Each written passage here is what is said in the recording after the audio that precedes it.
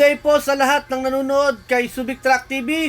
Ito po at ipapasilip ko po sa inyo ang may future ko na po dati na mini dump truck na high side. And then ang may-ari po na to is tiga Makati. And then meron po kaming pinagayahan po nitong dump truck na ito. At sinamahan din po natin dito yung ating subscriber tiga Nueva Vizcaya. And then ito pong truck na ito is halos parehas na parehas sila, sa kulay lang pinagkaiba. Ginaya po namin yung kulay nito dahil sinadjust ko po sa tiga Nueva Vizcaya na pa double side po yung kanyang mini dump truck, and then parang ganito po yung itsura, pero hindi po niya nakita ganito yung itsura. Ako na lang po yung nag-demo sa kanya kung paano po gagayahin yung truck po na kulay blue na po ito.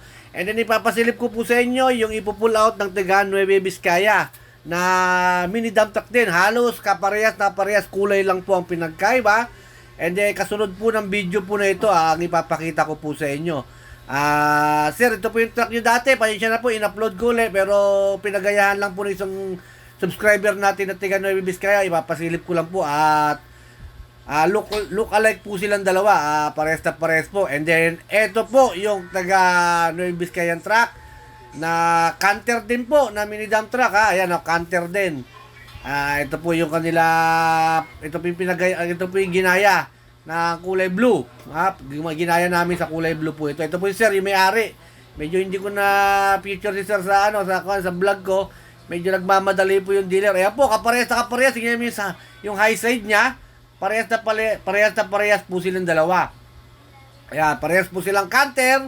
Magkaiba lang sila ng engine. 4D36 yung kulay blue. Ito naman 4D32.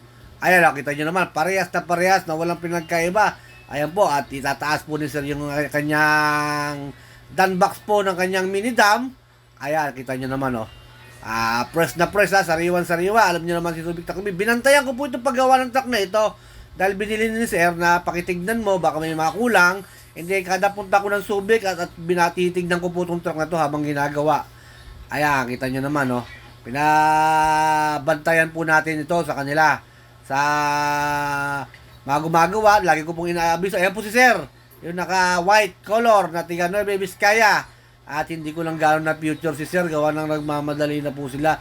Na late po ako nung pagkadating ko po, is talagang ako na lang po yung inaantay nila. And then maraming salamat po kay sir at tiga Nueva Vizcaya. At sir, sana po at yung truck po ninyo is umabot man lang ng mga 20 years. Para po sa susunod dito pa rin kayo magpag-guide sa akin dito sa Subic at makakuha po tayo ng ganito pang unit. Ayan po mga tiga Nueva Vizcaya, meron na po tayong subscriber tiga Nueva Vizcaya na pumunta rito. Sana po kayo naman po sa mga gusto pong magpunta ng Subic, tawag lang po kayo sa akin. And then para po ma-guide ko po kayo sa bawat yarda po dito sa Subic na makabili po kayo ng mga sariwang unit.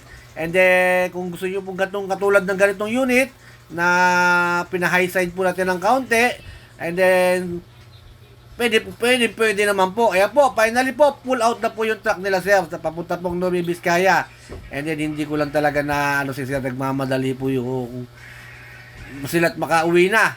Ayan po, at maraming salamat po. And then, please subscribe po my YouTube channel po para po ma-update po kayo sa lahat ng video i-upload ko. And then, sa page ko po na Subic Truck. Maraming salamat po. Thank you very much.